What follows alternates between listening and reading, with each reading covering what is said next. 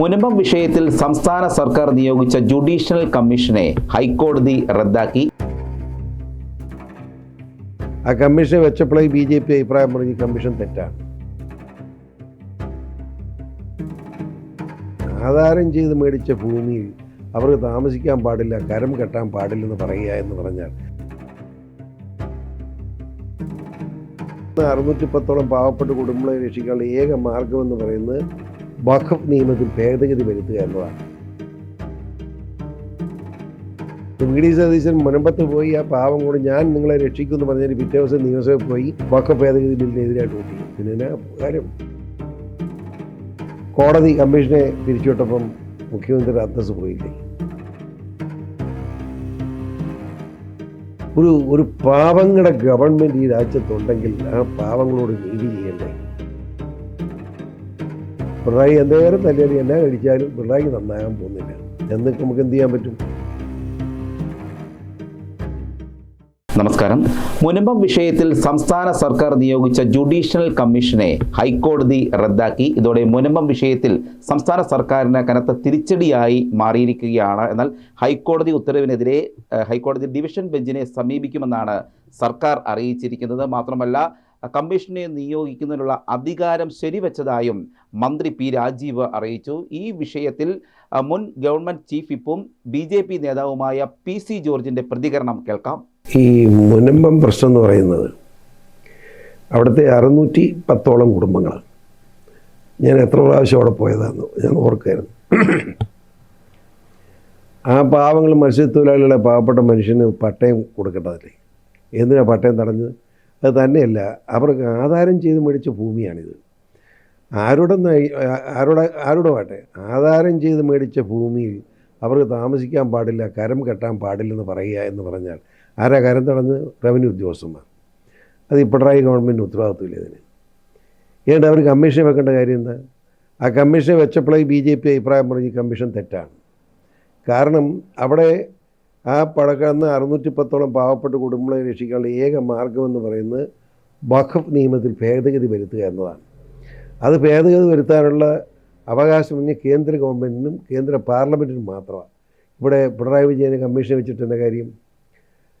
എന്നെ തല്ലരമാവാൻ ഞാൻ നന്നാകുകയില്ല എന്ന് പണ്ടൊരു കൊച്ചു പറഞ്ഞില്ല. പിണറായി വിജയൻ എന്നാ അടി കിട്ടിയാലും മനസ്സിലാകില്ല. കോടതി കമ്മീഷനെ പിരിച്ചുവിട്ടപ്പം മുഖ്യമന്ത്രി അന്തസ് പോയില്ലേ? എന്നാലും അദ്ദേഹത്തിന് തമാശ, ഇതൊക്കെ ഒരു പ്രശ്നമല്ല. ഈ എന്നെ ഒരു കൊച്ചു കുഞ്ഞ് പറഞ്ഞ പോലെ എന്നെ തല്ലണ്ട മാവൻ ഞാൻ നന്നാകുകയില്ല. പിണറായി എന്തേരം തല്ലിയാലും എന്നാ കഴിച്ചാലും പിണറായിക്ക് നന്നാകാൻ പോകുന്നില്ല. എന്നൊക്കെ നമുക്ക് എന്ത് ചെയ്യാൻ പറ്റും?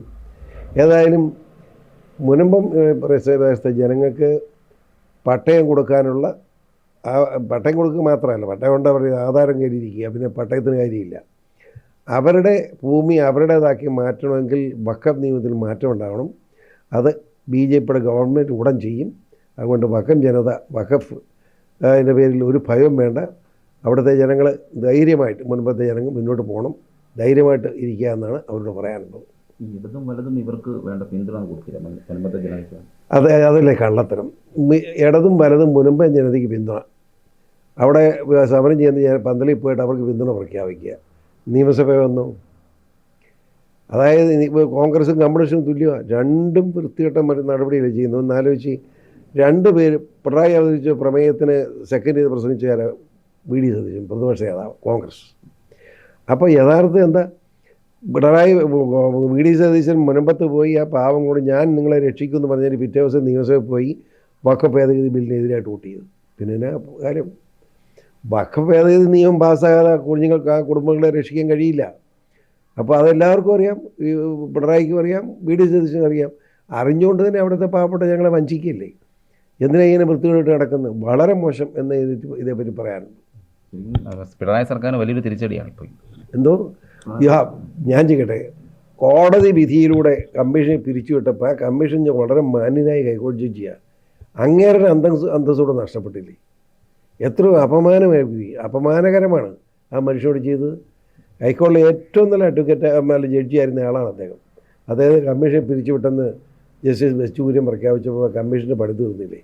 ആ കമ്മീഷനെ വെച്ച ഗവൺമെൻറ് അത്തസും പോയി. ഗവൺമെൻറ് മാറി. ആ കമ്മീഷന് അദ്ദേഹത്തിന് കുഴപ്പമൊന്നുമില്ല, പക്ഷേ അദ്ദേഹത്തിന് ഒരു അന്തസ്സുകേട് തോന്നുകയില്ല, സ്വാഭാവികമായിട്ട് മോശമായി പോയി. മറ്റൊരു കാര്യം പറയാനുള്ളത്, സെക്രട്ടേറിയറ്റിന് മുന്നിൽ ആശാപ്രവർത്തകർ, ആശാ വർക്കർമാർ 37 ദിവസമായി സമരം നടത്തുവാണ്. ആ സമരത്തെ പറ്റി എന്താണ്?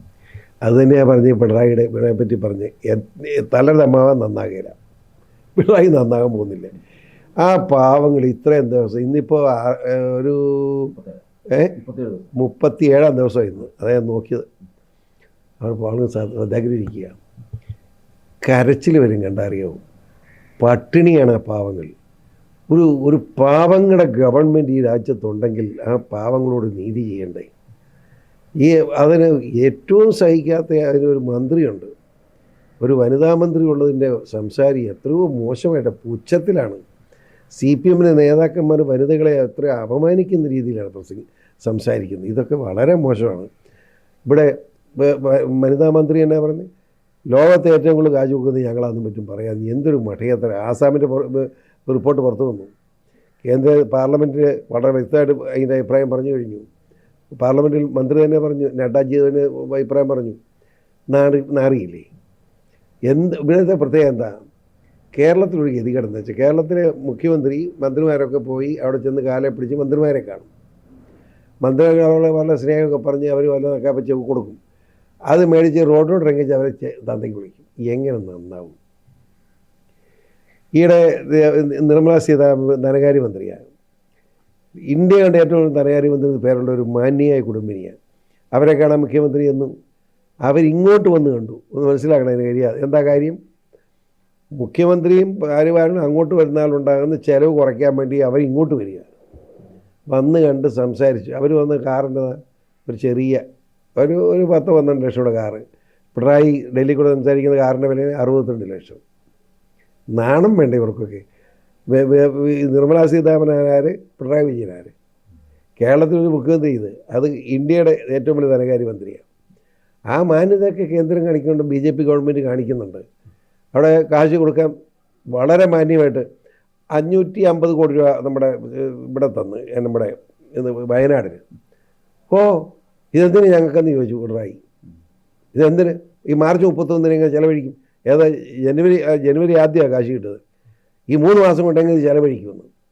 ഈ പറഞ്ഞ മാന്യന്മാരുടെ ഗവൺമെൻറ് ഫെബ്രുവരി അവസാനം, മാർച്ച് 1-ാം തീയതി, ഫെബ്രുവരി അവസാനം ഒരു 10,000 കോടി രൂപ ത്രിതല പഞ്ചായത്തിന് കൊടുത്തു. മാർച്ച് 30 തീർത്തോളാം. അതെങ്ങനെ തീർക്കുന്നത്? 3 മാസം 550 കോടി രൂപ ചിലവഴിക്കാൻ പറ്റുകയെന്ന് പറഞ്ഞ് പിണറായി സർക്കാർ 10,000 കോടി രൂപ ഈ ത്രിതല പഞ്ചായത്തിന് കൊടുത്തിട്ട് 1 മാസം കൊണ്ട് എങ്ങനെയാണ് ചിലവഴിക്കുന്നത്?